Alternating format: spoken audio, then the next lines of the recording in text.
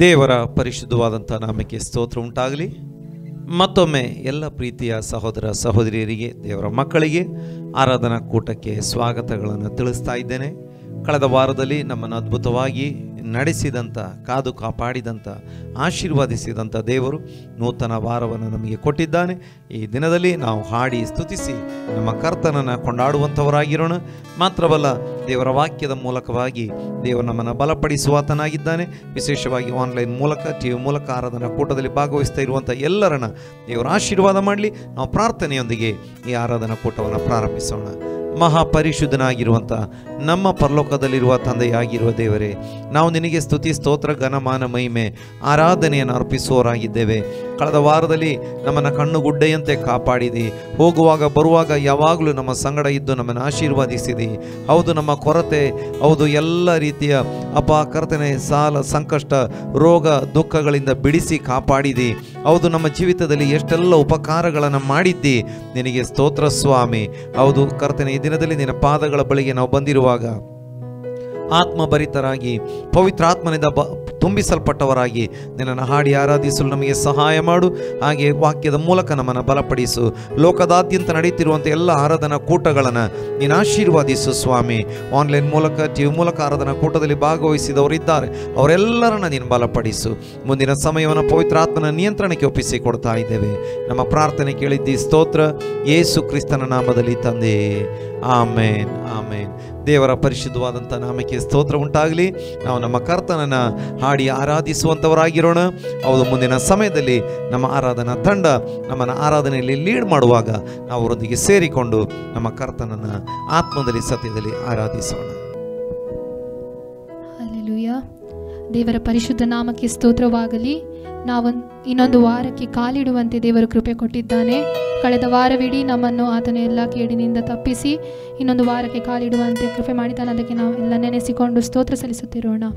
ದೇವರ ವಾಕ್ಯದಲ್ಲಿ ಹೀಗೆ ಹೇಳುತ್ತದೆ, ಕರ್ತನನ್ನು ದೃಷ್ಟಿಸಿದವರು ಪ್ರಕಾಶವನ್ನು ಹೊಂದುವರು, ಅವರ ಮುಖವು ಲಜ್ಜೆಯಿಂದ ಕೆಡುವುದೇ ಇಲ್ಲ.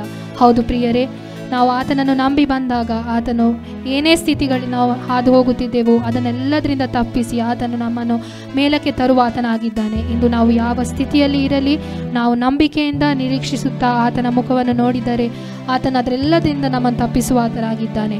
ಹಾಡುಗಾರನು ಹೀಗೆ ಹೇಳುತ್ತಾನೆ, ನಿನ್ನ ನಂಬಿ ಬಂದೆ, ನಾ ಲಜ್ಜೆ ಪಡಲಿಲ್ಲ, ನಿನ್ನ ದಯೆ ಎಂದು ನನ್ನ ಕೈ ಬಿಡಲಿಲ್ಲ. ಈ ಹಾಡನ್ನು ಹಾಡುತ್ತಾ ನಾವೆಲ್ಲರೂ ಕರ್ತನನ್ನು ಸ್ತುತಿಸಿ ಘನಪಡಿಸೋಣ.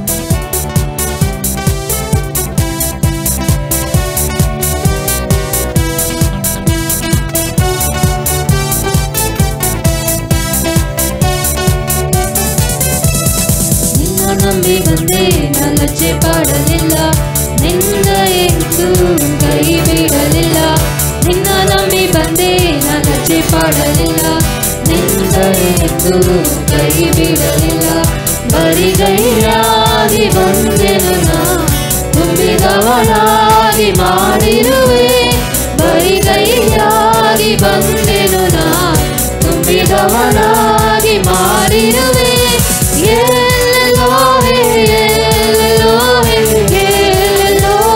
ನಿನ್ನ ಸ್ತುತಿಪೆ,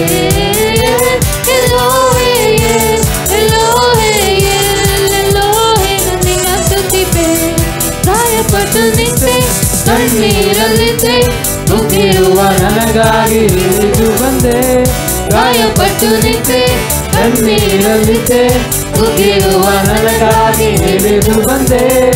ಒಡಂಬಡಿಕೆ ಮಾಡಿಕೊಂಡು ನಷ್ಟವಾದದೆಲ್ಲವ ತಿರುಗಿ ತಂದೆ. ಒಡಂಬಡಿಕೆ ಮಾಡಿಕೊಂಡು ನಷ್ಟವಾದದೆಲ್ಲವ ತಿರುಗಿ ತಂದೆ. ಎಲ್ಲೋಹೇ ಎಲ್ಲೋಹೇ ಎಲ್ಲೋಹೇ ನಿನ್ನ ಸ್ತುತಿಪೆ. ಎಲ್ಲೋಹೇ ಎಲ್ಲೋಹೇ ಎಲ್ಲೋಹೇ ನಿನ್ನ ಸ್ತುತಿಪೆ. ನಂಬಿದವರೆಲ್ಲ ನನ್ನ ತೋರಿದರು, ನಂಬಿಗಸ್ತನಾಗಿ ನನ್ನ ಜೊತೆ ಇರುವೆ. ನಂಬಿದವರೆಲ್ಲ ನನ್ನ ತೋರಿದರು, ನಂಬಿಗಸ್ತನಾಗಿ ನನ್ನ ಜೊತೆ ಇರುವೆ.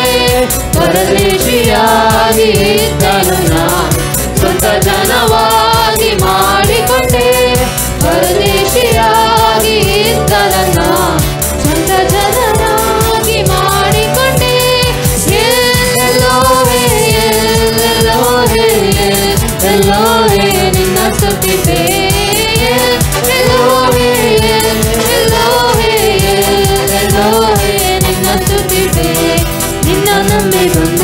ಅಲಚೆ ಪಡಲಿಲ್ಲ, ನಿಂದೆಯೆಂದು ಕೈ ಬಿಡಲಿಲ್ಲ.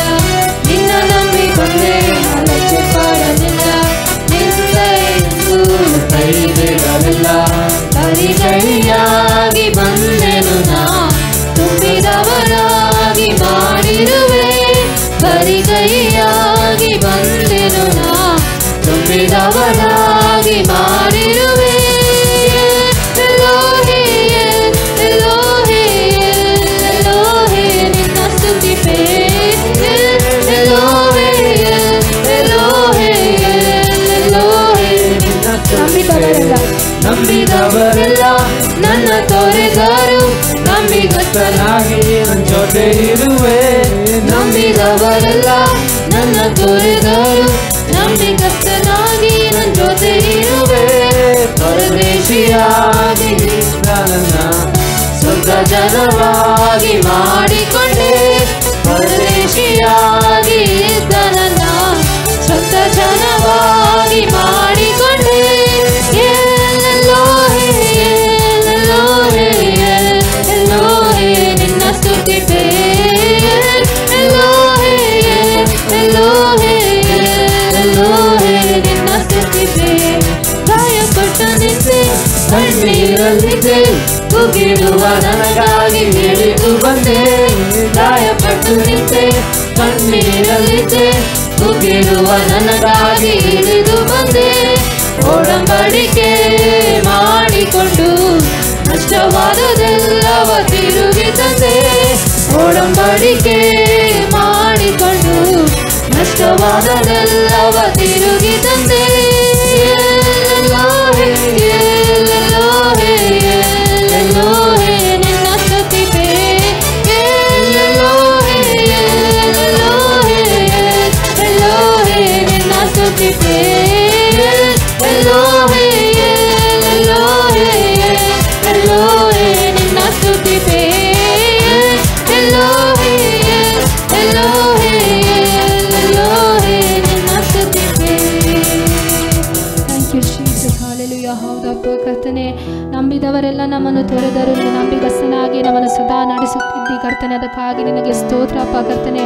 ನಮ್ಮನ್ನು ಯಾವತ್ತೂ ಕೈ ಬಿಡದ ತಂದೆ ನೀನು ಸ್ವಾಮಿಯೇ, ಅದಕ್ಕಾಗಿ ನಿನಗೆ ಸ್ತೋತ್ರ ಕರ್ತನೆ. ನಿನಗೆ ಸಮಾನರು ಈ ಲೋಕದಲ್ಲಿ ಯಾರೂ ಇಲ್ಲ ಕರ್ತನೆ. ಹೌದು ಕರ್ತನೆ, ಆಕಾಶದಲ್ಲಾಗಲಿ ಭೂಮಿಯಲ್ಲಾಗಲಿ ಕರ್ತನೆ ನಿನಗೆ ಸಮಾನರು ಮತ್ತೊಬ್ಬರಿಲ್ಲ ಕರ್ತನೆ. ಹಲ್ಲೆಲೂಯಾ. ಸ್ತೋತ್ರಪ್ಪ ಕರ್ತನೆ. Thank you Jesus.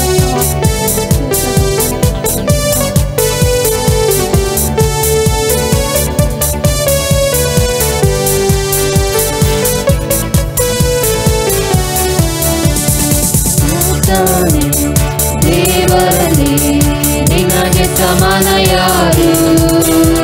ಆಕಾಶದಲ್ಲೂ ಈ ಭೂಮಿಯಲ್ಲೂ ನಿನಗೆ ಸಮಾನ ಯಾರು?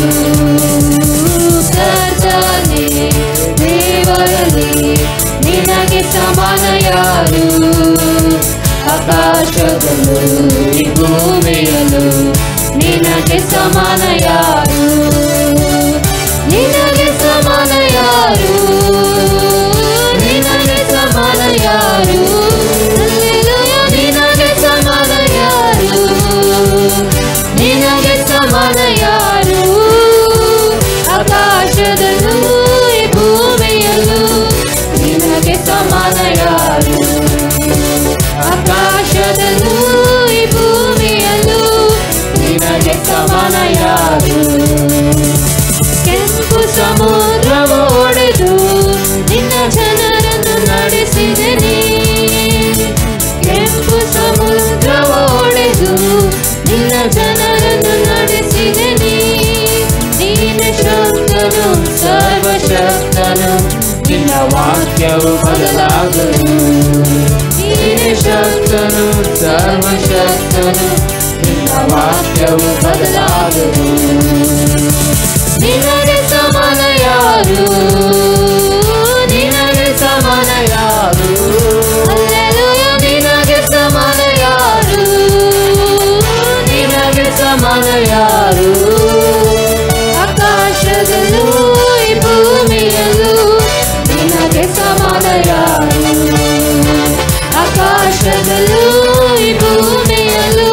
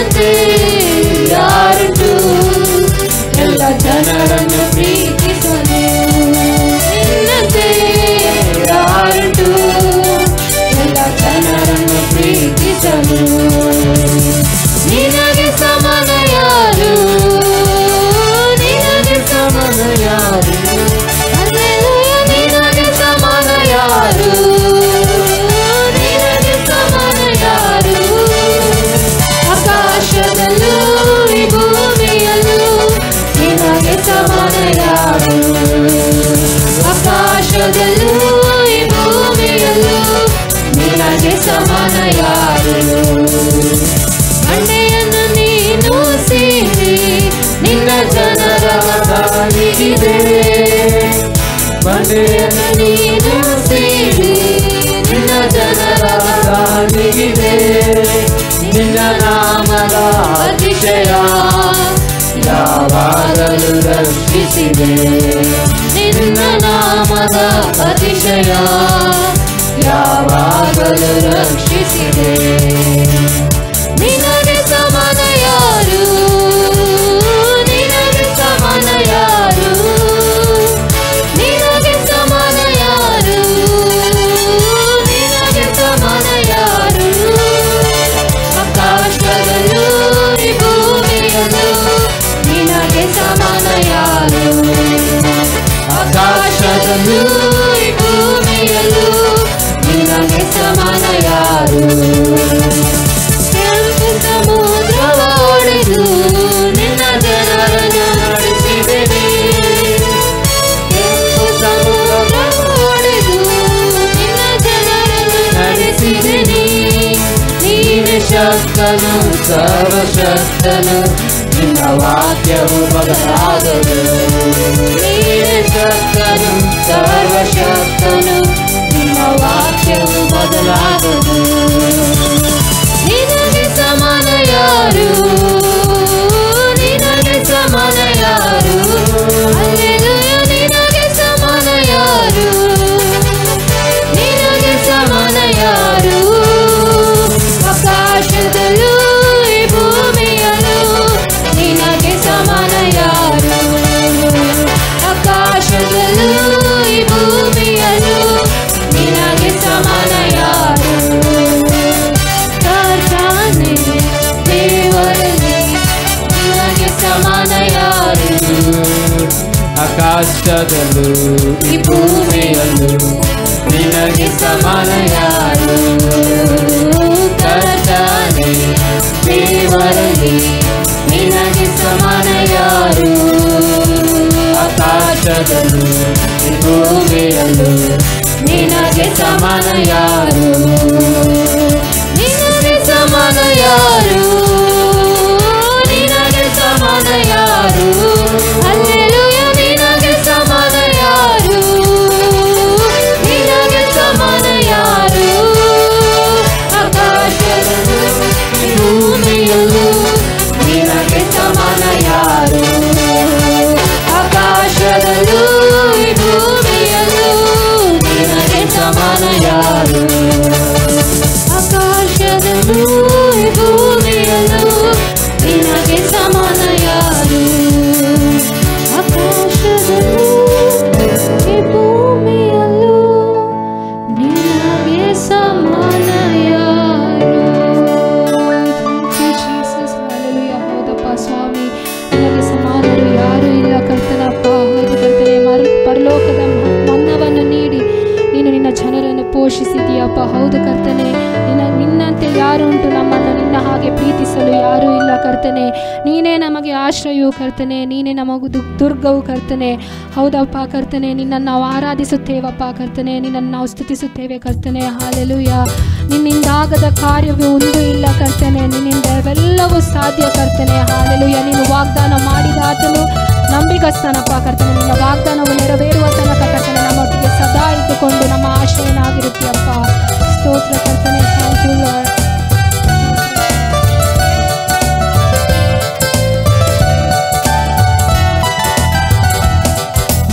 ಆಶ್ರಯವು ನೀನೇ యేసయ్య, ನನ್ನ ಆಧಾರವು ನೀನೇ యేసయ్య.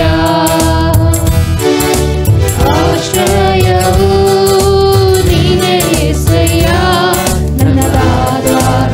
ಆಶ್ರಯವು ನೀನೇ.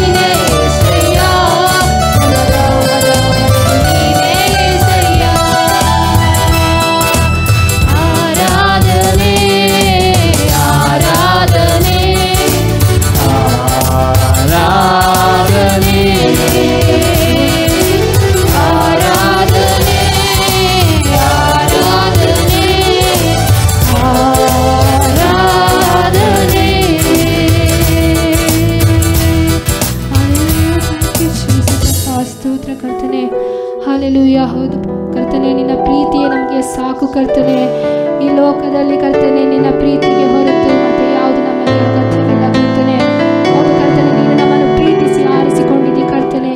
ನೀನು ಬದಲಾಗದ ಕರ್ತನು ಕರ್ತನೆ. ನೀನು ಇಂದಿಗೂ ಎಂದೆಂದಿಗೂ ಕರ್ತನೆ ಮಾರ್ಪಡದ ಕರ್ತನು ಕರ್ತನೆ.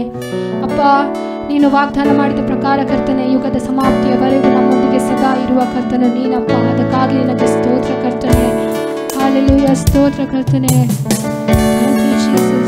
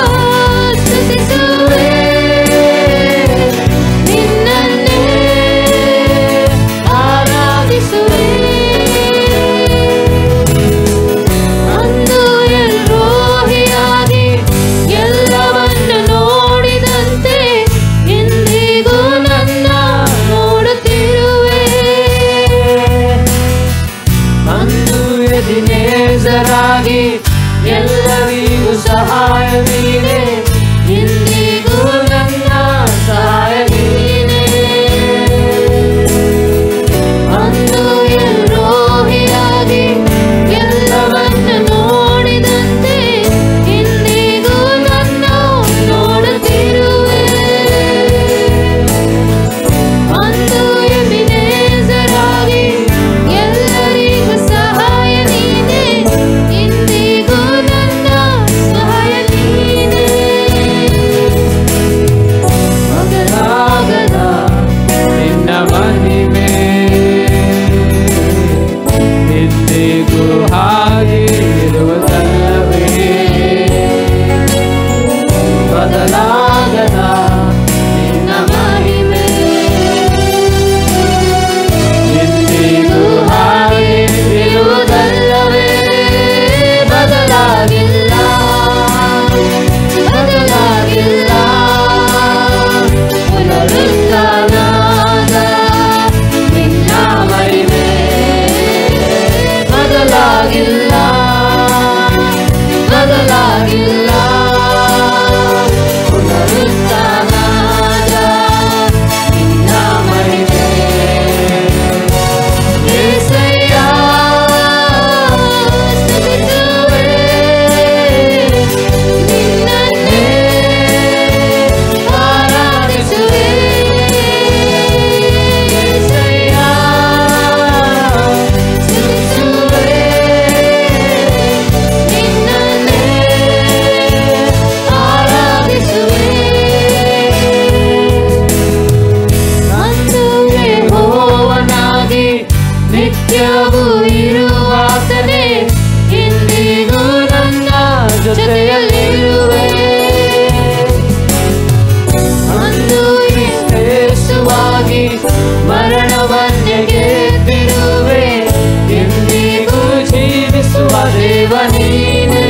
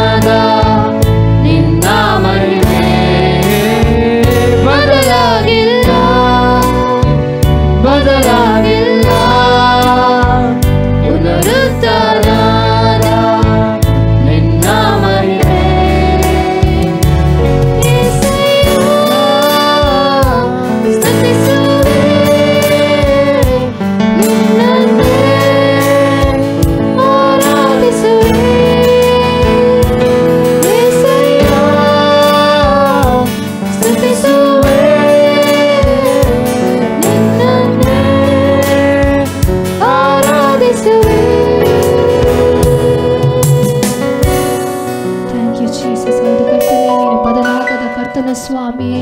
ಕರ್ತನೆ, ನಾವು ಸ್ವಲ್ಪ ಹೊತ್ತು ಕರ್ತನೆ ನಿನ್ನ ಸಾನ್ನಿಧ್ಯದಲ್ಲಿ ಇದ್ದುಕೊಂಡು ಕರ್ತನೆ ನಿನ್ನನ್ನು ಆರಾಧಿಸುವಂತೆ ಸ್ತುತಿಸುವಂತೆ ಕೊಟ್ಟಂತ ಈ ಸಮಯಕ್ಕಾಗಿ ನಿನಗೆ ಸ್ತೋತ್ರ ಕರ್ತನೆ. ಆನ್ಲೈನ್ ಮುಖಾಂತರ ವೀಕ್ಷಿಸುತ್ತಿರುವ ಪ್ರತಿಯೊಬ್ಬೊಂದೊಂದು ಕುಟುಂಬವನ್ನು ಕರ್ತನೆ ನೀನು ಆಶೀರ್ವದಿಸು ಕರ್ತನೆ.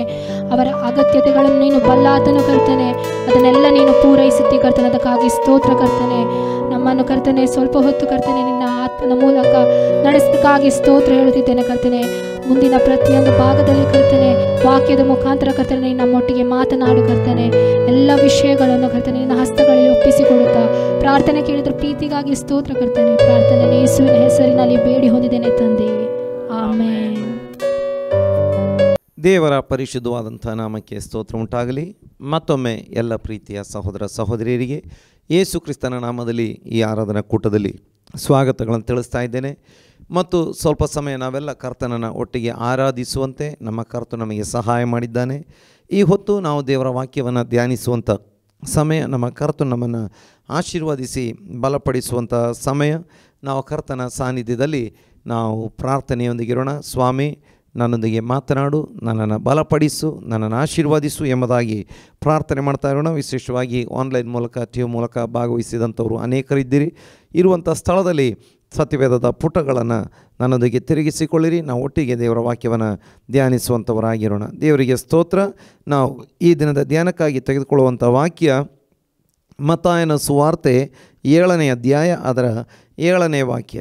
ಬೇಡಿಕೊಳ್ಳಿರಿ, ನಿಮಗೆ ದೊರೆಯುವುದು, ಹುಡುಕಿರಿ, ನಿಮಗೆ ಸಿಕ್ಕುವುದು, ತಟ್ಟಿರಿ, ನಿಮಗೆ ತೆರೆಯುವುದು. ದೇವರಿಗೆ ಸ್ತೋತ್ರ ಉಂಟಾಗಲಿ. ಇಲ್ಲಿ ನಾವು ಇವತ್ತು ಧ್ಯಾನಕ್ಕೆ ತೆಗೆದುಕೊಳ್ಳುವಂಥ ವಿಷಯ ಬೇಡಿಕೊಳ್ಳಿರಿ, ನಿಮಗೆ ದೊರೆಯುವುದು ಎಂಬಂಥ ವಿಷಯ. ನೋಡಿ, ಈ ವಾಕ್ಯಗಳನ್ನು ಯೇಸು ಸ್ವಾಮಿ ತನ್ನ ಪರ್ವತ ಪ್ರಸಂಗದಲ್ಲಿ ಅಥವಾ ಒಂದು ಬೆಟ್ಟದ ಮೇಲೆ ಕೂತ್ಕೊಂಡು ಕೊಡುವಂಥ ಸಂದೇಶದಲ್ಲಿ ಈ ವಾಕ್ಯಗಳನ್ನು ಹೇಳ್ತಾ ಇದ್ದಾರೆ. ದೇವರಿಗೆ ಸ್ತೋತ್ರ ಉಂಟಾಗಲಿ. ಇದು ಸತ್ಯವೇದದ ಅತ್ಯಂತ ಪ್ರಧಾನವಾದಂಥ ದೀರ್ಘವಾದಂಥ ಸಂದೇಶದ ಭಾಗಗಳಲ್ಲಿ ಬರುವಂಥ ವಾಕ್ಯ. ಇಲ್ಲಿ ಯೇಸು ಸ್ವಾಮಿ ಹೇಳುತ್ತಿದ್ದಾರೆ, ಬೇಡಿಕೊಳ್ಳಿರಿ, ನಿಮಗೆ ದೊರೆಯುವುದು ಎಂಬುದಾಗಿ. ನೋಡಿ, ಅಲ್ಲಿ ಮುಂದೆ ನಾವು ನೋಡ್ತೇವೆ ಯೇಸು ಸ್ವಾಮಿ ಹೇಳ್ತಿದ್ದಾರೆ, ಯಾಕಂದರೆ ಬೇಡಿಕೊಳ್ಳುವ ಪ್ರತಿಯೊಬ್ಬನು ಹೊಂದುವನು. ನಾವು ದೇವರ ಹತ್ತಿರ ನಾವು ಬೇಡಿಕೊಂಡಾಗ ದೇವರು ನಮಗೆ ಕೊಡುವಾತನಾಗಿದ್ದಾನೆ. ಯಾಕಂದರೆ ನಾವು ದೇವರ ಮಕ್ಕಳಾಗಿದ್ದೇವೆ ಎಂಬುದಾಗಿ. ದೇವರ ಮಕ್ಕಳಾಗಿರುವಂಥ ನಾವು ಬೇಡಿಕೊಳ್ಳುವಾಗ ನಮ್ಮ ದೇವರು ನಮಗೆ ಕೊಡುವಾತನಾಗಿದ್ದಾನೆ. ದೇವರಿಗೆ ಸ್ತೋತ್ರ. ಇದಕ್ಕೆ ಸಂಬಂಧಪಟ್ಟಂತೆ ಅನೇಕ ವಾಕ್ಯಗಳನ್ನು ನಮಗೆ ಧ್ಯಾನಿಸಲಿಕ್ಕೆ ನೋಡಿಕೊಳ್ಳಲಿಕ್ಕೆ ಸಾಧ್ಯವಾಗ್ತದೆ. ದೇವರಿಗೆ ಸ್ತೋತ್ರ ಉಂಟಾಗಲಿ. ನಾವು ಲೂಕನ ಸುವಾರ್ತೆಗೆ ಬರುವಂಥ ಸಮಯದಲ್ಲಿ ಲೂಕನ ಸುವಾರ್ತೆಯಲ್ಲಿ ಇದೇ ಭಾಗವನ್ನು ಬಹಳ ಚಂದವಾಗಿ ವಿವರಿಸಿರುವಂಥದ್ದನ್ನು ನಮಗೆ ನೋಡುವುದಕ್ಕೆ ಸಾಧ್ಯವಾಗ್ತದೆ. ದೇವರಿಗೆ ಸ್ತೋತ್ರ. ಲೂಕನ ಸುವಾರ್ತೆ 11ನೇ ಅಧ್ಯಾಯದಲ್ಲಿ ನಾವು ನೋಡ್ತೇವೆ. ಅಲ್ಲಿ ಯಾವ ರೀತಿಯಾಗಿ ಬೇಡಿಕೊಂಡವನಿಗೆ ಸಿಗ್ತದೆ, ನಮ್ಮ ಕರ್ತನು ಯಾವ ರೀತಿಯಾಗಿ ಕೊಡುವವನಾಗಿದ್ದಾನೆ ಎಂಬುದನ್ನು ವಿವರಿಸಿರುವಂಥದ್ದನ್ನು ನಾವು ಪ್ರಾರಂಭದಲ್ಲಿ ಲೂಕನ ಸುವಾರ್ತೆ 11ನೇ ಅಧ್ಯಾಯ 5ನೇ ವಾಕ್ಯದಿಂದ ನಾವು ನೋಡಿಕೊಳ್ಳುವಾಗ, ಮತ್ತು ಅವರಿಗೆ ಹೇಳಿದ್ದೇನೆಂದರೆ, ನಿಮ್ಮಲ್ಲಿ ಒಬ್ಬನಿಗೆ ಸ್ನೇಹಿತನಿದ್ದಾನೆ ಎಂದು ಹೇಳೋಣ. ಅವನು ಸರು ಹೊತ್ತಿನಲ್ಲಿ ಆ ಸ್ನೇಹಿತನ ಬಳಿಗೆ ಹೋಗಿ, ಸ್ನೇಹಿತನೇ, ನನಗೆ 3 ರೊಟ್ಟಿಗಳನ್ನು ಕಡವಾಗಿ ಕೊಡು. ನನ್ನ ಸ್ನೇಹಿತರಲ್ಲಿ ಒಬ್ಬನು ಎಲ್ಲಿಗೋ ಪ್ರಯಾಣವಾಗಿ ನನ್ನ ಬಳಿಗೆ ಬಂದಿದ್ದಾನೆ. ಅವನಿಗೆ ಊಟ ಮಾಡಿಸುವುದಕ್ಕೆ ನನ್ನಲ್ಲಿ ಏನೂ ಇಲ್ಲ ಎಂದು ಕೇಳಲು ಆ ಸ್ನೇಹಿತನು, ನನಗೆ ತೊಂದರೆ ಕೊಡಬೇಡ, ಈಗ ಕದ ಹಾಕಿಯದೆ, ನನ್ನ ಚಿಕ್ಕ ಮಕ್ಕಳು ನನ್ನ ಕೂಡ ಮಲಗಿದ್ದಾರೆ, ನಾನು ಎದ್ದು ನಿನಗೆ ಕೊಡುವುದಕ್ಕಾಗುವುದಿಲ್ಲ ಎಂದು ಒಳಗಿನಿಂದ ಉತ್ತರ ಕೊಟ್ಟರೂ ಕೊಡಬಹುದು. ಆದರೆ ಸ್ನೇಹದ ನಿಮಿತ್ತವಾಗಿ ಎದ್ದು ಕೊಡದೇ ಇದ್ದರೂ ಅವನ ಕಾಟದ ದಸೆಯಿಂದ ಎದ್ದು ಬಂದು ಕೇಳಿದಷ್ಟು ಅವನಿಗೆ ಕೊಡುವನೆಂದು ನಿಮಗೆ ಹೇಳುತ್ತೇನೆ. ದೇವರಿಗೆ ಸ್ತೋತ್ರ ಉಂಟಾಗಲಿ. ಇಲ್ಲಿ ನಾವು ನೋಡ್ತೇವೆ, ಯೇಸು ಸ್ವಾಮಿ ಕೇಳಿಕೊಳ್ಳಿರಿ, ಬೇಡಿಕೊಳ್ಳಿರಿ ಎಂಬುದಕ್ಕೆ ಒಂದು ಸಾಮ್ಯವನ್ನು ಹೇಳ್ತಿದ್ದಾರೆ. ಅದು ಹೇಗೆ ಇಲ್ಲಿ ನೋಡ್ತೇವೆ. ಯೇಸು ಸ್ವಾಮಿ ಹೇಳ್ತಿದ್ದಾರೆ, ಒಬ್ಬನಿಗೆ ಒಬ್ಬ ಸ್ನೇಹಿತನಿದ್ದರು. ಈಗ ಆ ವ್ಯಕ್ತಿಯ ಮನೆಗೆ ಅವನ ಬೇರೊಬ್ಬ ಸ್ನೇಹಿತ ಎಲ್ಲಿಗೋ ಪ್ರಯಾಣವಾಗಿ ಬಂದಿದ್ದಾನೆ. ಆ ರಾತ್ರಿ ಅವನಿಗೆ ಊಟ ಮಾಡಿಸುವುದಕ್ಕೆ ಆತನ ಬಳಿಯಲ್ಲಿ ಏನೂ ಇಲ್ಲ. ಈಗ ಅವನೇನು ಮಾಡ್ತಿದ್ದಾನೆ, ತನ್ನ ಮತ್ತೊಬ್ಬ ಸ್ನೇಹಿತನ ಬಳಿಗೆ ಹೋಗ್ತಿದ್ದಾನೆ. ಆಗ ರಾತ್ರಿ ಆಗಿದೆ. ನೋಡಿ, ಈ ಕಾಲದಲ್ಲಿ ಇದ್ದಂಥ ರೀತಿಯ ಒಂದು ಪರಿಸ್ಥಿತಿ ಆಗಿರಲಿಲ್ಲ. ಆ ಕಾಲದಲ್ಲಿ, ಈ ಕಾಲದಲ್ಲಿ ಮೊಬೈಲ್ ಫೋನ್ ಉಂಟು. ಈ ಕಾಲದಲ್ಲಿ ಅಥವಾ ಫೋನಿನ ವ್ಯವಸ್ಥೆ ಇದೆ, ಅಥವಾ ಇಂಟರ್ನೆಟ್ ವ್ಯವಸ್ಥೆ ಇದೆ, ವಾಹನದ ವ್ಯವಸ್ಥೆ ಇದೆ, 24/7 ವರ್ಕ್ ಮಾಡುವಂಥ ಅಂಗಡಿಗಳಿದ್ದಾವೆ, ಅಥವಾ ನಮಗೆ ಆ್ಯಪ್ಗಳು ಸಿಗ್ತವೆ, ಫುಡ್ ಡೆಲಿವರಿ ಆ್ಯಪ್ಗಳಿದ್ದಾವೆ. ಅದೆಲ್ಲ ಆ ಕಾಲದಲ್ಲಿ ಇಲ್ಲ. ಮತ್ತು ಆ ಕಾಲದಲ್ಲಿ ವಿದ್ಯುತ್ ಶಕ್ತಿ ಅಥವಾ ಎಲೆಕ್ಟ್ರಿಸಿಟಿ ಆಗಲಿ ಯಾವುದೇ ಫೆಸಿಲಿಟಿ ಇಲ್ಲ. ಯಾವುದೇ ಮನೋರಂಜನೆಗೆ ಬೇಕಾದಂಥ ಈ ಕಾಲದ ರೀತಿಯ ವ್ಯವಸ್ಥೆಗಳಿಲ್ಲದೆ ಇದ್ದಿದ್ದರಿಂದ ಜನರು ಹಗಲು ಹೊತ್ತು ದುಡಿದು ಸಾಯಂಕಾಲ ಬೇಗ 6 ಗಂಟೆ 6:30 ಅಥವಾ 7-8 ಗಂಟೆ ಒಳಗೆ ಮಲಗಿಬಿಡ್ತಾಯಿದ್ರು. ಈಗ ಒಂದು 9, 10, 11 ಗಂಟೆಗೆ ಅವರು ಒಳ್ಳೆಯ ನಿದ್ರೆಯಲ್ಲಿ ಇರುವಂಥ ಸಮಯ. ಬೆಳಿಗ್ಗೆ 4 ಗಂಟೆ 5 ಗಂಟೆಗೆಲ್ಲ ಎದ್ದೇಳುವವರಾಗಿದ್ದರು. ಆದರೆ 10-11 ಗಂಟೆಗೆ ಮಲಗಿರುವಂಥ ಸಮಯ. ಈಗ ಈ ವ್ಯಕ್ತಿ ಆ ರೀತಿ ತನ್ನ ಫ್ರೆಂಡ್ ಬಳಿಗೆ ಹೋಗ್ತಾ ಇದ್ದಾನೆ. ನನ್ನ ಮತ್ತೊಬ್ಬ ಫ್ರೆಂಡ್ ಬಂದಿದ್ದಾನೆ, ಅವನಿಗೆ ಕೊಡುವುದಕ್ಕೆ ನನ್ನ ಕೈಯಲ್ಲಿ ಏನೂ ಇಲ್ಲ, ನನಗೆ 3 ರೊಟ್ಟಿಗಳನ್ನು ಕಡ ಕೊಡಬೇಕು ಅಥವಾ ಸಾಲ ಕೊಡಬೇಕು ಎಂಬುದಾಗಿ. ಈಗ ಅಲ್ಲಿ ಬಹಳ ಕೂಗಿದಾಗ ಒಳಗಿನಿಂದ ಈತನಿಗೆ ಉತ್ತರ ಬರ್ತಾ ಇದೆ, ಇಲ್ಲ ಈಗ ತುಂಬ ಹೊತ್ತಾಗಿದೆ, ನನ್ನ ಮಕ್ಕಳು ನನ್ನ ಸಂಗಡ ಮಲಗಿದ್ದಾರೆ, ಬಾಗಿಲು ಹಾಕಿದೆ. ನೋಡಿ, ಆ ಕಾಲದಲ್ಲಿ ಬಾಗಿಲು ಹಾಕುವಂಥದ್ದು ಅಂತ ಹೇಳಿದರೆ ಈ ಕಾಲದ ಥರ ಸುಲಭವಾದಂಥ ವಿಚಾರವಲ್ಲ. ಆ ಕಾಲದಲ್ಲಿ ದಪ್ಪ ಬಾಗಿಲು, ಅದಕ್ಕೆ ಲಾಕ್ ಎಲ್ಲ ಮಾಡಬೇಕು ಅಂತೇಳಿದರೆ ಹಳೆಯ ಟೆಕ್ನಾಲಜಿ ಪ್ರಕಾರ ಬಹಳ ಕಷ್ಟ ಇತ್ತು. ಮತ್ತು ಅದನ್ನು ತೆಗೆದು, ಯಾಕಂದರೆ ಕಳ್ಳಕಾಕರು ಬಹಳ ಇದ್ದಂಥ ಕಾಲವಾಗಿದ್ದರಿಂದ ಅದನ್ನು ತೆಗೆಯೋದು ತಿರುಗಿ ಹಾಕುವಂಥದ್ದು ಎಲ್ಲ ಕಷ್ಟ. ಮತ್ತು ಮಕ್ಕಳು ಎದ್ದರೆ ಮಕ್ಕಳು ಮತ್ತೆ ಮಲಗಲ್ಲ. ನೋಡಿ, ಈ ಕಾರಣದಿಂದ ಕೂಗಿ ಹೇಳ್ತಾನೆ, ಇಲ್ಲ ಬ್ರದರ್, ಇಲ್ಲ ಸ್ನೇಹಿತನೇ, ಸಾಧ್ಯ ಇಲ್ಲ, ನನ್ನ ಮಕ್ಕಳು ನನ್ನ ಕೂಡ ಮಲಗಿದ್ದಾರೆ, ತುಂಬ ಹೊತ್ತಾಗಿದೆ, ಬಾಗಿಲು ಹಾಕಿದೆ, ಇದೆಲ್ಲ ಸಾಧ್ಯ ಇಲ್ಲ.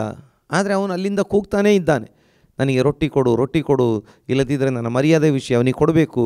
ನೋಡಿ, ಆಗ ಮುಂದೆ ಯೇಸುಸ್ವಾಮಿ ಹೇಳ್ತಿದ್ದಾರೆ, ಈಗ ಕಡೆಗೆ ಏನಾಗ್ತದೆ, ಸ್ನೇಹದ ನಿಮಿತ್ತ ಕೊಡದಿದ್ದರೂ ಕಾಟದ ನಿಮಿತ್ತವಾದರೂ ಆತ ಕೊಡ್ತಾನೆ ಎಂಬುದಾಗಿ. ಅಂದರೆ ಇನ್ನು ಈತನ ಕಾಟ ತಪ್ಪಿಸ್ಬೇಕು ಎಂಬಂಥ ಕಾರಣಕ್ಕಾಗಿ ಆತನಿಗೆ ಒಂದು ಒಳ್ಳೆಯ ಅಂದರೆ ಒಂದು ಒಲ್ಲದ ಮನಸ್ಸು, ಅಥವಾ ಆತನಿಗೆ ಈತನ ಕಾಟ ತಪ್ಪಿಸ್ಕೊಳ್ಬೇಕು ಎಂಬ ಕಾರಣಕ್ಕೆ ಮನಸ್ಸಿಲ್ಲದ ಮನಸ್ಸಿನಿಂದ ಆತ ಏನು ಮಾಡ್ತಿದ್ದಾನೆ, ಎದ್ದು ರೊಟ್ಟಿ ಕೊಡುವನು ಎಂಬುದಾಗಿ. ಹಾಗಾಗಿ ಯೇಸುಸ್ವಾಮಿ ಹೇಳ್ತಿದ್ದಾರೆ, ಬೇಡಿಕೊಳ್ಳಿರಿ ನಿಮಗೆ ದೊರೆಯುವುದು. ಪ್ರಾರಂಭದಲ್ಲಿ ದೊರೆಯುವ ಹಾಗೆ ಕಾಣದಿದ್ದರೂ ನಿರಂತರ ಬೇಡಿಕೊಳ್ಳುತ್ತಿರುವಾಗ ದೇವರು ನಮಗೆ ಕೊಡುವಾತನಾಗಿದ್ದಾನೆ. ಮತ್ತು ನಮ್ಮ ದೇವರು ತಡ ಮಾಡುವವನಲ್ಲ, ತಕ್ಕ ಸಮಯದಲ್ಲಿ ಕೊಡುವವನಾಗಿದ್ದಾನೆ ಎಂಬುದಾಗಿ. ಇನ್ನು ಕೂಡ ವಾಕ್ಯದಲ್ಲಿ ಮುಂದುವರಿದು ನಾವು ಈ ಪ್ರಕಾರವಾಗಿ ನೋಡಲಿಕ್ಕೆ ಸಾಧ್ಯವಾಗ್ತದೆ. ದೇವರಿಗೆ ಸ್ತೋತ್ರ. 9ನೇ ವಾಕ್ಯ, ಲೂಕನ ಸುವಾರ್ತೆ ಅದರ 11ನೇ ಅಧ್ಯಾಯ 9ನೇ ವಾಕ್ಯ. ಹಾಗೆ ನಾನು ನಿಮಗೆ ಹೇಳುವುದೇನೆಂದರೆ, ಬೇಡಿಕೊಳ್ಳಿರಿ ನಿಮಗೆ ದೊರೆಯುವುದು, ಹುಡುಕಿರಿ ನಿಮಗೆ ಸಿಕ್ಕುವುದು, ತಟ್ಟಿರಿ ನಿಮಗೆ ತೆರೆಯುವುದು. ಯಾಕಂದರೆ ಬೇಡಿಕೊಳ್ಳುವ ಪ್ರತಿಯೊಬ್ಬನು ಹೊಂದುವನು, ಹುಡುಕುವವನಿಗೆ ಸಿಕ್ಕುವುದು, ತಟ್ಟುವವನಿಗೆ ತೆರೆಯುವುದು. ನಿಮ್ಮಲ್ಲಿ ತಂದೆಯಾದವನು ಮೀನನ್ನು ಕೇಳುವ ಮಗನಿಗೆ ಮೀನು ಕೊಡದೆ ಹಾವನ್ನು ಕೊಡುವನೆ, ಅಥವಾ ತತ್ತಿಯನ್ನು ಕೇಳಿದರೆ ಚೇಳನ್ನು ಕೊಡುವನೆ? ಹಾಗಾದರೆ ಕೆಟ್ಟವರಾದ ನೀವು ನಿಮ್ಮ ಮಕ್ಕಳಿಗೆ ಒಳ್ಳೆಯ ಪದಾರ್ಥಗಳನ್ನು ಕೊಡಬಲ್ಲವರಾದರೆ ಪರಲೋಕದಲ್ಲಿರುವ ನಿಮ್ಮ ತಂದೆಯು ತನ್ನನ್ನು ಬೇಡಿಕೊಳ್ಳುವವರಿಗೆ ಎಷ್ಟೋ ಹೆಚ್ಚಾಗಿ ಪವಿತ್ರಾತ್ಮ ವರವನ್ನು ಕೊಡುವನಲ್ಲವೇ ಅಂದನು. ನೋಡಿ, ಯೇಸುಸ್ವಾಮಿ ಹೇಳ್ತಿದ್ದಾರೆ, ಹಾಗಾದರೆ ರೊಟ್ಟಿ ಕೇಳಿದರೆ ಕಲ್ಲನ್ನು ಕೊಡುವನೆ, ಮೊಟ್ಟೆ ಕೇಳಿದರೆ ಚೇಳನ್ನು ಕೊಡುವನೆ, ಈ ಲೋಕದ ಯಾವುದಾದ್ರೂ ತಂದೆ? ಹಾಗಾದರೆ ಕೆಟ್ಟವರಾದ ನೀವೇ ನಿಮ್ಮ ಮಕ್ಕಳಿಗೆ ಒಳ್ಳೆಯ ಪದಾರ್ಥಗಳನ್ನು ಕೊಡಬಲ್ಲವರಾಗಿರುವಾಗ ತನ್ನನ್ನು ಕೇಳಿಕೊಳ್ಳುವವರಿಗೆ ದೇವರು ಎಷ್ಟು ಅಧಿಕವಾಗಿ ಒಳ್ಳೆಯ ವರಗಳನ್ನು, ಪವಿತ್ರಾತ್ಮನ ವರಗಳನ್ನು ಕೊಡುವನಲ್ಲವೇ ಎಂಬುದಾಗಿ. ದೇವರ ನಾಮಕ್ಕೆ ಸ್ತೋತ್ರ ಉಂಟಾಗಲಿ. ಭಾಳ ಸ್ಪಷ್ಟವಾಗಿ ನಮಗೆ ನೋಡಲಿಕ್ಕೆ ಸಾಧ್ಯವಾಗ್ತಾ ಇದೆ. ನಮ್ಮ ದೇವರು ತನ್ನನ್ನು ಕೇಳಿಕೊಳ್ಳುವವರಿಗೆ ಕೊಡುವಂಥ ದೇವರಾಗಿದ್ದಾನೆ. ಕೇಳಿಕೊಳ್ಳುವವರಿಗೆ ಆತ ಸಿಗುವಂಥ ದೇವರಾಗಿದ್ದಾನೆ. ಆತ ಲಭ್ಯನಾಗಿರುವಂಥ ದೇವರಾಗಿದ್ದಾನೆ. ನಮ್ಮ ಮೊರೆಯನ್ನು ಕೇಳುವ ದೇವರಾಗಿದ್ದಾನೆ. ಕಷ್ಟ ಕಾಲದಲ್ಲಿ ತನಗೆ ಮೊರೆ ಇಡ್ರಿ, ನಾನು ನಿಮಗೆ ಸದುತ್ತರ ಕೊಡ್ತೇನೆ ಎಂಬುದಾಗಿ ಆತ ವಾಗ್ದಾನ ಮಾಡಿದ್ದಾನೆ. ನಮ್ಮ ದೇವರು ನಮ್ಮ ಮೊರೆಯನ್ನು ಕೇಳುವ ದೇವರಾಗಿದ್ದಾನೆ. ದೇವರ ನಾಮಕ್ಕೆ ಸ್ತೋತ್ರ ಉಂಟಾಗಲಿ. ಇನ್ನೂ ಕೂಡ ನಾವು ವಾಕ್ಯಗಳನ್ನು ಮುಂದೆ ನೋಡ್ತಾ ಹೋಗುವಂಥ ಸಮಯದಲ್ಲಿ ಅನೇಕ ವಿಷಯಗಳನ್ನು ನಮಗೆ ನೋಡಲಿಕ್ಕೆ ಸಾಧ್ಯವಾಗ್ತದೆ. ಯಾಕೋಬನ ಪತ್ರಿಕೆ 4ನೇ ಅಧ್ಯಾಯ ಅದರ 3 ಮತ್ತು 4ನೇ ವಾಕ್ಯಗಳಲ್ಲಿ ನೋಡ್ತೇವೆ, ನೀವು ಬೇಡಿದ್ದನ್ನು ನಿಮ್ಮ ಭೋಗಗಳಿಗಾಗಿ ಉಪಯೋಗಿಸಬೇಕೆಂಬ ದುರಭಿಪ್ರಾಯಪಟ್ಟು ಬೇಡಿಕೊಳ್ಳುವುದರಿಂದ ನಿಮಗೆ ದೊರೆಯುವುದಿಲ್ಲ. ನೋಡಿ, ಆದರೆ ಕೆಲವೊಂದು ಸಂದರ್ಭಗಳಲ್ಲಿ ದೊರೆಯುವುದಿಲ್ಲ. ಆದರೆ ಈ ದೊರೆಯದೇ ಇರುವುದಕ್ಕೆ ಒಂದೇ ಕಾರಣವಲ್ಲ, ಅನೇಕ ಕಾರಣಗಳಿದ್ದರೆ ಅದರಲ್ಲಿ ಒಂದು ಕಾರಣವನ್ನು ಇಲ್ಲಿ ಕೊಡಲಾಗಿದೆ. ಕೆಲವೊಮ್ಮೆ ನಮ್ಮ ಅಪನಂಬಿಕೆಯಾಗಿದ್ದಿರಬಹುದು. ನಾವು ಬಾಯಿಯಿಂದ ಬೇಡಿಕೊಂಡರೂ ಕೂಡ ಹೃದಯದಲ್ಲಿ ದೇವರು ಕೊಡ್ತಾನೆ ಎಂಬಂಥ ನಂಬಿಕೆ ಇಲ್ಲದೇ ಇರಬಹುದು. ಇದು ಕೂಡ ನಮಗೆ ದೊರೆಯದೇ ಇರುವುದಕ್ಕೆ ಕಾರಣವಾಗಿದ್ದಿರಬಹುದು. ಇನ್ನು ಕೆಲವೊಮ್ಮೆ ನಾವು ಬೇಡಿಕೊಳ್ಳುವಂಥದ್ದು ದೇವರ ಚಿತ್ತವಾಗಿರುವುದಿಲ್ಲ.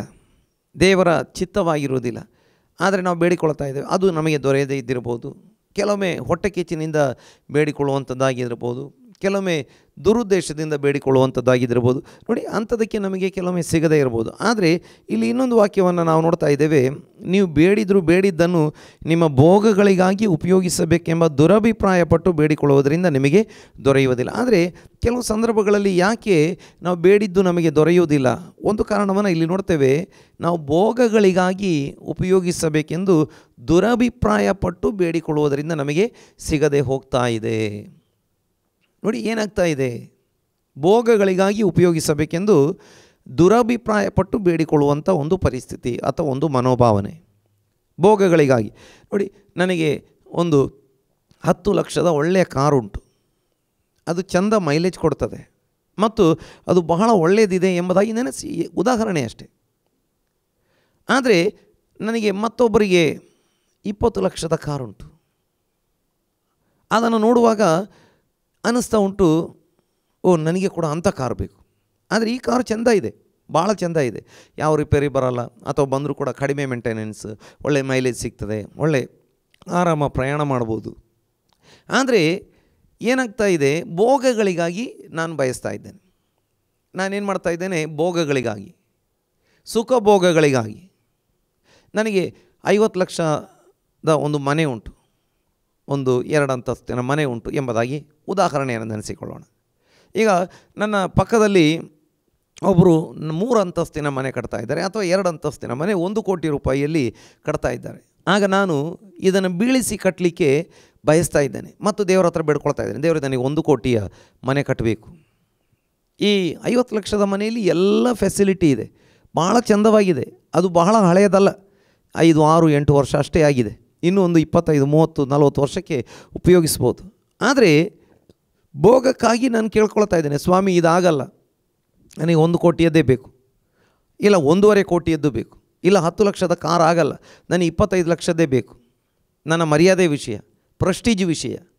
ನೋಡಿ, ಹೀಗೆಲ್ಲ ಕೇಳಿಕೊಳ್ಳುವಂಥದ್ದು ಭೋಗಕ್ಕೋಸ್ಕರ ಕೇಳಿಕೊಂಡಿದ್ದು ಎಂಬುದಾಗಿ. ದೇವರಿಗೆ ಸ್ತೋತ್ರ. ಹಾಗಾಗಿ ನೋಡ್ತೇವೆ, ನೀವು ಬೇಡಿದ್ದನ್ನು ನಿಮ್ಮ ಭೋಗಗಳಿಗಾಗಿ ಉಪಯೋಗಿಸಬೇಕೆಂಬ ದುರಭಿಪ್ರಾಯಪಟ್ಟು ಬೇಡಿಕೊಳ್ಳುವುದರಿಂದ ನಿಮಗೆ ದೊರೆಯುವುದಿಲ್ಲ. ಆದರೆ ನಾವು ಭೋಗಕ್ಕಾಗಿ ಉಪಯೋಗಿಸದೆ ಒಳ್ಳೆಯ ಅಭಿಪ್ರಾಯದಿಂದ ನನಗೊಂದು ಕಾರ್ ಬೇಕು, ನನಗೆ ಕಾರ್ ಇಲ್ಲ, ನನಗೊಂದು ಕಾರ್ ಬೇಕು, ಅಥವಾ ಒಂದು ಕಾರ್ ಇದೆ, ಅದು ತುಂಬ ಹಳೆಯದಾಗಿದೆ, ತುಂಬ ಕೆಲಸ ಬರ್ತಾ ಇದೆ, ಅದಕ್ಕೆ ಮೈಲೇಜ್ ಇಲ್ಲ, ಅದರಲ್ಲಿ ಪ್ರಯಾಣ ಮಾಡಲಿಕ್ಕೆ ತುಂಬ ಕಷ್ಟ ಆಗ್ತದೆ, ದಾರಿಯಲ್ಲಿ ಅದು ರಿಪೇರಿಯಾಗಿ ಬೀಳ್ತದೆ, ತುಂಬ ಹಳೆಯದಾಗಿದೆ, ಈಗ ಅದನ್ನು ಬದಲಿಸಿ ಒಂದು ಒಳ್ಳೆಯ ಕಾರ್ ಸಿಕ್ಕರೆ ಅದರಿಂದ ನಾನು ದೇವರ ಸೇವೆಗಾಗಿ ಓಡಾಡಲಿಕ್ಕೆ ನನಗೆ ಅನುಕೂಲ ಆಗ್ತದೆ, ನನ್ನ ಕುಟುಂಬಕ್ಕೆ ಪ್ರಯಾಣ ಮಾಡಲಿಕ್ಕೆ ಅನುಕೂಲ ಆಗ್ತದೆ. ನೋಡಿ, ಈ ರೀತಿಯಾಗಿ ಒಳ್ಳೆಯ ಅಭಿಪ್ರಾಯದಿಂದ ಅವಶ್ಯಕತೆಗಾಗಿ ನಾವು ಕೇಳಿಕೊಂಡ್ರೆ ದೇವರು ನಮಗೆ ಕೊಡುವಾತನಾಗಿದ್ದಾನೆ ಎಂಬುದಾಗಿ ದೇವರ ವಾಕ್ಯವೇ ಹೇಳ್ತಾ ಇರುವಂಥದ್ದನ್ನು ನಮಗೆ ನೋಡಲಿಕ್ಕೆ ಸಾಧ್ಯವಾಗ್ತದೆ.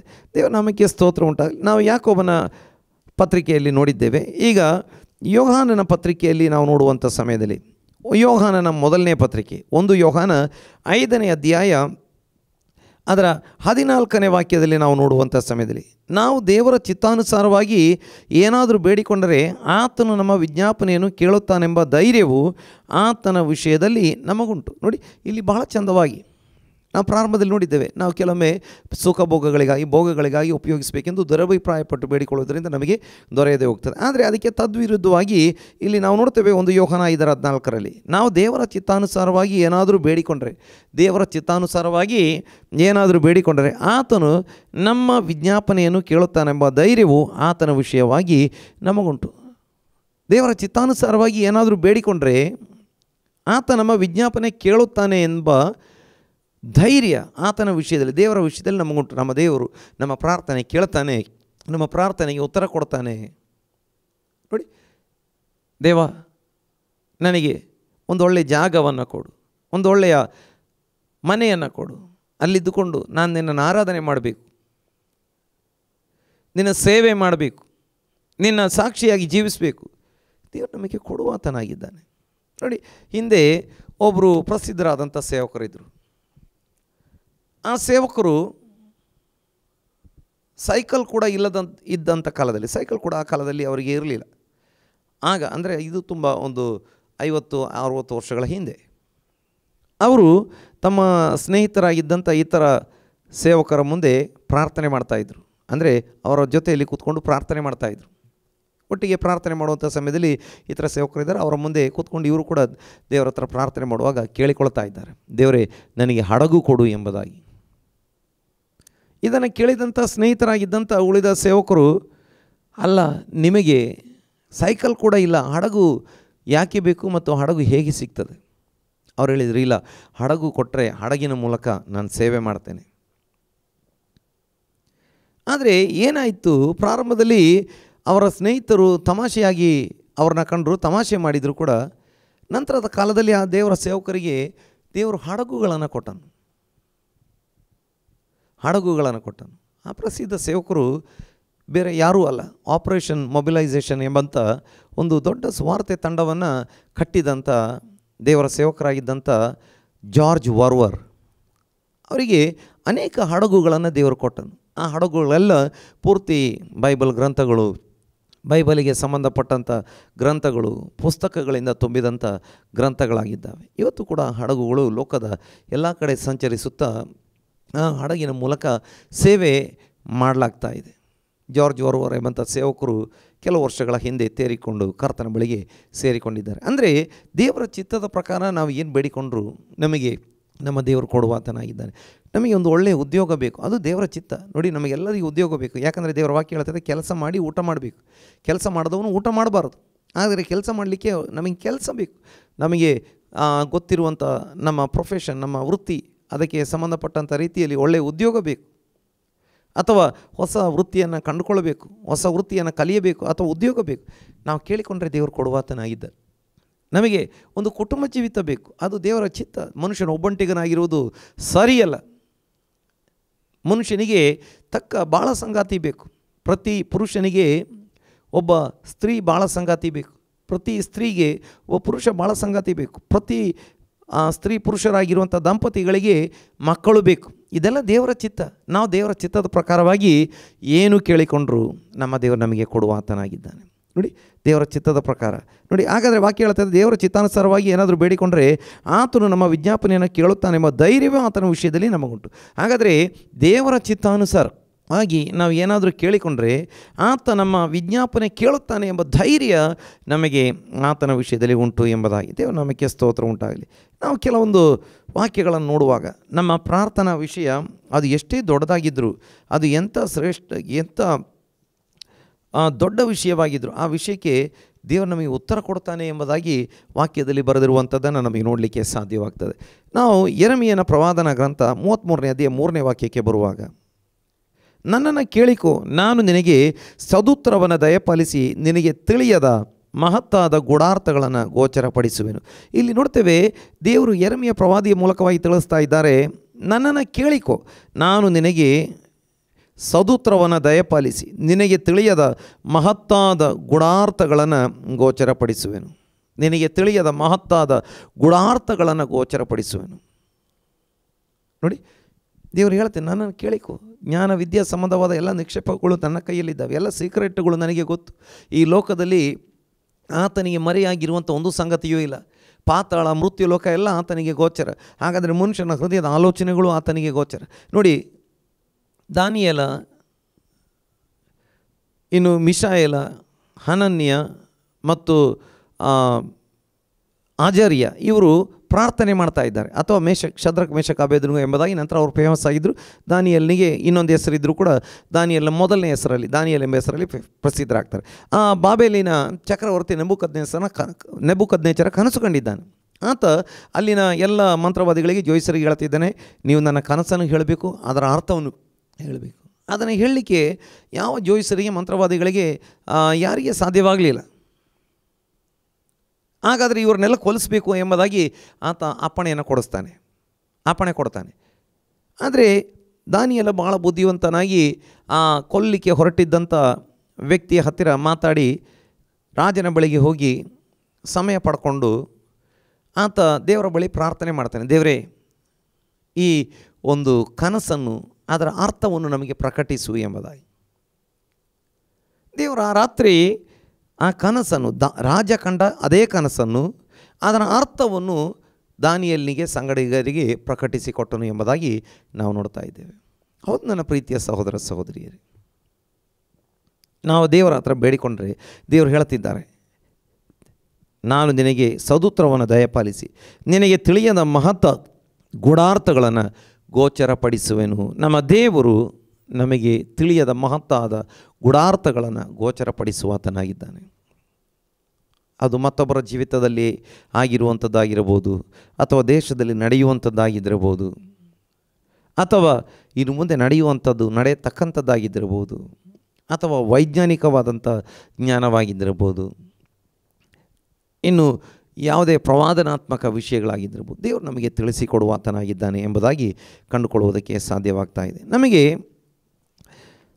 ಕೀರ್ತನೆ ಅದರ 2:8 ನಾವು ನೋಡುವಂಥ ಸಮಯದಲ್ಲಿ, ನೀನು ಕೇಳಿಕೊಂಡರೆ ನಾನು ಅನ್ಯ ಜನಗಳನ್ನೆಲ್ಲ ನಿನಗೆ ಅಧೀನ ಮಾಡುವೆನು, ಭೂಮಿಯ ಕಟ್ಟ ಕಡೆಯವರೆಗೂ ಇರುವ ಎಲ್ಲ ದೇಶಗಳನ್ನು ನಿನಗೆ ಸ್ವಾಸ್ಥ್ಯವಾಗಿ ಕೊಡುವೆ. ನೋಡಿ, ಇದು ಎಂಥ ದೊಡ್ಡ ಸಂಗತಿ ಎಂಬುದಾಗಿ ಇಲ್ಲಿ ದೇವರು ಹೇಳ್ತಿದ್ದಾರೆ.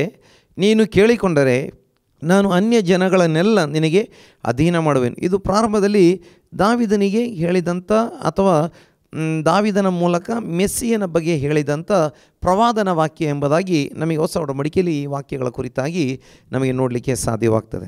ನೋಡಿ, ಇಲ್ಲಿ ನೋಡ್ತೇವೆ, ನೀನು ಕೇಳಿಕೊಂಡರೆ ನಾನು ಅನ್ಯ ಜನಗಳನ್ನೆಲ್ಲ ನಿನಗೆ ಅಧೀನ ಮಾಡುವೆನು. ಮತ್ತು ದೇವರು ಹೇಳ್ತಿದ್ದಾರೆ, ಭೂಮಿಯ ಕಟ್ಟ ಕಡೆಯವರೆಗೂ ಇರುವ ಎಲ್ಲ ದೇಶಗಳನ್ನು ನಿನಗೆ ಸ್ವಾಸ್ಥ್ಯವಾಗಿ ಕೊಡುವೆನು. ಇದು ಸಣ್ಣ ವಿಷಯವಲ್ಲ, ಎಲ್ಲ ಜನಗಳನ್ನು ಅಧೀನ ಮಾಡಿಕೊಡ್ತಾನೆ ಮತ್ತು ಭೂಮಿಯ ಕಟ್ಟ ಕಡೆಯವರೆಗೂ ಇರುವ ಎಲ್ಲ ದೇಶಗಳನ್ನು ನಮಗೆ ಸ್ವಾಸ್ಥ್ಯವಾಗಿ ಕೊಡುವಂಥ ದೇವರಾಗಿದ್ದಾನೆ. ನೋಡಿ, ಎಷ್ಟು ದೊಡ್ಡ ಸಂಗತಿ ಕೂಡ ದೇವರ ಚಿತ್ತದ ಪ್ರಕಾರವಾಗಿರುವುದಾದರೆ ಅದನ್ನು ಕೇಳಿಕೊಂಡ್ರೆ ದೇವರು ನಮಗೆ ಕೊಡುವಾತನಾಗಿತ್ತು. ನೋಡಿ, ದೇವರು ನಮಗೆ ಕೊಡಲಿಕ್ಕೆ ಶಕ್ತನಾಗಿದ್ದಾನೆ, ಕೊಡುವಾತನಾಗಿದ್ದಾನೆ ಎಂಬುದನ್ನು ನಮಗೆ ತಿಳಿದುಕೊಳ್ಳಲಿಕ್ಕೆ ಸಾಧ್ಯವಾಗ್ತಾ ಇದೆ. ಇನ್ನು ಯೆಶಾಯನ ಪ್ರವಾದನ ಗ್ರಂಥಕ್ಕೆ ಬರುವಂಥ ಸಮಯದಲ್ಲಿ 7ನೇ ಅಧ್ಯಾಯ ಅದರ 10 ಮತ್ತು 11ನೇ ವಾಕ್ಯದಲ್ಲಿ ನಾವು ನೋಡ್ತೇವೆ. ಮತ್ತು ಯೆಹೋವನು ಆಹಾಜನಿಗೆ, ನಿನ್ನ ದೇವರಾದ ಯೆಹೋವನಿಂದ ಒಂದು ಗುರುತನ್ನು ಕೇಳಿಕೋ, ಅದು ಪಾತಾಳದಷ್ಟು ಆಳದಲ್ಲಿದ್ದರೂ ಮೇಲಣ ಲೋಕದಷ್ಟು ಎತ್ತರದಲ್ಲಿದ್ದರೂ ಕೇಳಿಕೋ ಎಂದು ಹೇಳಿದನು. ಈಗ ದೇವರು ಆಹಾಜ ಆತೊಬ್ಬ ದುಷ್ಟರಾಜನಾಗಿದ್ದ, ದೇವರನ್ನ ಬಿಟ್ಟಂಥ ಒಬ್ಬ ಭ್ರಷ್ಟರಾಜನಾಗಿದ್ದ. ಆದರೆ ಆತನಿಗೆ ದೇವರು ಕೇಳುತ್ತಿದ್ದಾರೆ, ನೀನು ಒಂದು ಗುರುತನ್ನು ಕೇಳಿಕೋ, ಅದು ಪಾತಾಳದಷ್ಟು ಆಳದಲ್ಲಿದ್ದರೂ ಮೇಲಿನ ಲೋಕದಷ್ಟು ಎತ್ತರದಲ್ಲಿದ್ದರೂ ಕೇಳಿಕೋ ಎಂದು ಹೇಳ್ತಾ ಇದ್ದಾರೆ. ಅಂದರೆ ಅದರ ಹಿಂದೆ ಅನೇಕ ವಿಷಯಗಳು ಆಗ್ತಾ ಇದ್ದಾವೆ. ಆ ವಿಷಯಗಳಿಗೆ ಅಲ್ಲಿ ನಡೆಯುವಂಥ ಆ ಶತ್ರುಗಳ ವಿಷಯದಲ್ಲಿ, ಯುದ್ಧಗಳ ವಿಷಯದಲ್ಲಿ, ದೇವರು ಇಸ್ರಾಯೇಲ್ ದೇಶಕ್ಕೆ, ಯಹೂದ ದೇಶಕ್ಕೆ ಕೊಡುವಂಥ ಆಶೀರ್ವಾದದ ವಿಷಯದಲ್ಲಿ, ಬಿಡುಗಡೆ ವಿಷಯದಲ್ಲೆಲ್ಲ ದೇವರು ಮಾತಾಡುವಂಥ ಸಮಯದಲ್ಲಿ ಈ ಆಹಾಜನಿಗೆ ನಂಬಿಕೆ ಇಲ್ಲ. ಈಗ ಆತನಿಗೆ ಹೇಳ್ತಿದ್ದಾರೆ, ನೀನು ಬೇಕಾದರೆ ಗುರುತು ಕೇಳ್ಕೊ, ಇದು ಆಗ್ತದೆ ಎಂಬುದಕ್ಕೆ ಒಂದು ಗುರುತನ್ನು ಕೇಳಿಕೊ. ಆದರೆ ಆತ ಹೇಳ್ತಿದ್ದೆ, ನಾನು ಗುರುತನ್ನು ಕೇಳುವುದೇ ಇಲ್ಲ. ದೇವರಾಗಿ ತನ್ನ ಪ್ರವಾದಿ ಮೂಲಕ ಹೇಳ್ತಾ ಇದ್ದಾರೆ, ಅದು ಆಕಾಶದಷ್ಟು ಉನ್ನತದಲ್ಲಿದ್ದರೂ ಪಾತಾಳದಷ್ಟು ಕೆಳಗಿದ್ದರೂ ಪರವಾಗಿಲ್ಲ, ನೀನು ಕೇಳಿಕೊ. ಆತ ಹೇಳ್ತಾನೆ, ನಾನು ಕೇಳಿಕೊಳ್ಳುವುದೇ ಇಲ್ಲ. ದೇವರಿಗೆ ಸ್ತೋತ್ರ ಉಂಟಾಗಲಿ. ಆಗ ದೇವರು ಹೇಳ್ತಾರೆ, ದೇವರೇ ತಾನಾಗಿ ಒಂದು ಗುರುತನ್ನು ಕೊಡ್ತಾರೆ. ಈಗ ಒಬ್ಬ ಕನ್ನಿಕೆ ಗರ್ಭಿಣಿಯಾಗಿ ಮಗನನ್ನು ಹಡೆಯುವವಳು, ಆತನಿಗೆ ಇಮ್ಮಾನುವೇಲ್ ಎಂದು ಹೆಸರನ್ನು ಇಡುವರು ಎಂಬುದಾಗಿ ಯೇಸು ಕ್ರಿಸ್ತನ ಜನನದ ಬಗ್ಗೆ ಪ್ರವಾದನೆಯನ್ನಲ್ಲಿ ಮಾಡುವಂಥದ್ದನ್ನು ನಮಗೆ ನೋಡಲಿಕ್ಕೆ ಸಾಧ್ಯವಾಗ್ತಾ ಇದೆ. ದೇವರ ನಾಮಕ್ಕೆ ಸ್ತೋತ್ರ ಉಂಟಾಗಲಿ. ಇನ್ನು ಹನ್ನ ಈ ರೀತಿಯಾಗಿ ಪ್ರಾರ್ಥನೆ ಮಾಡ್ತಾ ಇದ್ದಾಳೆ. ಅಲ್ಲಿ 1 ಸಮುವೇಲ 1ನೇ ಅಧ್ಯಾಯ ಅದರ 11ನೇ ವಾಕ್ಯದಲ್ಲಿ ಆಕೆ ಹೇಳ್ತಿದ್ದಾಳೆ, ನನಗೆ ಒಬ್ಬ ಮಗನನ್ನು ಕೊಟ್ಟರೆ ಆ ಮಗನನ್ನು ನಿನ್ನ ಸೇವೆಗಾಗಿ ನಾನು ಒಪ್ಪಿಸಿಕೊಡ್ತೇನೆ, ಜೀವಮಾನವೆಲ್ಲ ಆತ ನಿನ್ನ ಸೇವೆಗಾಗಿ ಆತನನ್ನು ನಾನು ಕೊಟ್ಟುಬಿಡ್ತೇನೆ ಎಂಬುದಾಗಿ ಹೇಳುವಂಥದ್ದನ್ನು ನಮಗೆ 11ನೇ ವಾಕ್ಯದಲ್ಲಿ ಓದಲಿಕ್ಕೆ ಸಾಧ್ಯವಾಗ್ತದೆ. 1 ಸಮುವೇಲ 1ನೇ ಅಧ್ಯಾಯ ಅದರ 11ನೇ ವಾಕ್ಯ ಯೆಹೋವನನ್ನು ಕುರಿತು, ಅಥವಾ 10ನೇ ವಾಕ್ಯದಿಂದ, ಬಹುದುಃಖದಿಂದ ಕಣ್ಣೀರು ಸುರಿಸುತ್ತಾ ಯೆಹೋವನನ್ನು ಕುರಿತು, ಸೇನಾಧೀಶನಾದ ಯೆಹೋವನೇ, ನಿನ್ನ ದಾಸಿಯ ದುಃಖವನ್ನು ಪರಾಂಬರಿಸು, ನನ್ನನ್ನು ತಿರಸ್ಕರಿಸದೆ ಕನಿಕರವಿಟ್ಟು ನನಗೊಬ್ಬ ಮಗನನ್ನು ಕೊಡಬೇಕು, ಅವನು ಜೀವದಿಂದಿರುವ ತನಕ ನಿನ್ನವನಾಗಿ ಇರುವ ಹಾಗೆ ನಿನಗೆ ಪ್ರತಿಷ್ಠಿಸಿಕೊಡುವೆನು, ಅವನ ತಲೆಯ ಮೇಲೆ ಕ್ಷೌರಕತೆಯನ್ನು ಬರಗೊಡುವುದಿಲ್ಲ ಎಂದು ಪ್ರಾರ್ಥಿಸಿ ಹರಕೆ ಮಾಡಿದಳು. ದೇವರ ನಾಮಕ್ಕೆ ಸ್ತೋತ್ರ ಉಂಟಾಗಲಿ. ಇಲ್ಲಿ ನಾವು ನೋಡ್ತೇವೆ, ಇಲ್ಲಿ ಹನ್ನಳು ಪ್ರಾರ್ಥನೆ ಮಾಡ್ತಾ ಇದ್ದಾಳೆ, ದೇವ ನನಗೊಬ್ಬ ಮಗನನ್ನು ಕೊಡು, ಒಬ್ಬನೇ ಮಗನನ್ನು ಕೊಡು, ಆ ಮಗನನ್ನು ಲೈಫ್ ಟೈಮ್ ನಿನ್ನ ಸೇವೆಗಾಗಿ ನಾನು ಪ್ರತಿಷ್ಠಿಸಿ ಕೊಡ್ತೇನೆ, ದೇವರ ಸೇವಕನಾಗಿ ನಾನು ಪ್ರತಿಷ್ಠಿಸಿ ಕೊಡ್ತೇನೆ. ಏನಾಯಿತು? ಅವಳ ಜೀವಿತದಲ್ಲಿ ಅನೇಕ ವರ್ಷಗಳ ಕಾಲ ಮಕ್ಕಳಿರಲಿಲ್ಲ, ತುಂಬ ನೋವು ವೇದನೆ ಉಂಡಿದ್ದಳು. ಆದರೆ ದೇವರು ಆಕೆಯನ್ನು ಕಟಾಕ್ಷಿಸಿದನು. ಅತಿ ಪ್ರಸಿದ್ಧನಾದಂಥ ಒಬ್ಬ ಭಕ್ತನಾಗಿದ್ದಂಥ ಸಮುವೇಲ ಅಥವಾ ಪ್ರವಾದಿ, ನಂತರ ಪ್ರವಾದಿ, ನ್ಯಾಯಸ್ಥಾಪಕ, ಯಾಜಕ, ಎಲ್ಲ ರೀತಿಯಲ್ಲಿ ಸೇವೆ ಮಾಡಿದಂಥ ಆ ಸಮುವೇಲನ ಹನ್ನಳಿಗೆ ದೇವರು ಕೊಟ್ಟನು ಎಂಬುದಾಗಿ ದೇವರ ವಾಕ್ಯದಲ್ಲಿ ನಾವು ನೋಡ್ತಾ ಇದ್ದೇವೆ. ದೇವರ ಪರಿಶುದ್ಧವಾದಂಥ ನಾಮಕ್ಕೆ ಸ್ತೋತ್ರ. ನಮ್ಮ ದೇವರು ಪ್ರಾರ್ಥನೆ ಕೇಳುವಂಥ ದೇವರು, ನಮ್ಮ ದೇವರು ಉತ್ತರ ಕೊಡುವಂಥ ದೇವರು, ನಮ್ಮ ದೇವರು ಅದ್ಭುತಗಳನ್ನು ಮಾಡುವಂಥ ದೇವರು ಎಂಬುದಾಗಿ ನಮಗೆ ಸ್ಪಷ್ಟವಾಗಿ ವಾಕ್ಯದಿಂದ ತಿಳಿದುಕೊಳ್ಳಿ ಸಾಧ್ಯವಾಗ್ತದೆ. ನೋಡಿ, 65ನೇ ಅಧ್ಯಾಯ ಯೆಶಾಯನ ಪ್ರವಾದನೆ 1ನೇ ವಾಕ್ಯದಲ್ಲಿ, ವಿಜ್ಞಾಪಿಸಿಕೊಳ್ಳದವರಿಗೂ ಪ್ರಸನ್ನನಾಗಿದ್ದೆನು, ನನ್ನನ್ನು ಹುಡುಕದವರಿಗೂ ಸಿಕ್ಕಿದೆನು, ನನ್ನ ನಾಮವೆತ್ತಿ ಪ್ರಾರ್ಥಿಸದ ಜನಾಂಗಕ್ಕೂ ಈಗೋ ನಾನಿದ್ದೇನೆ ಎನ್ನುತ್ತಿದ್ದೆನು.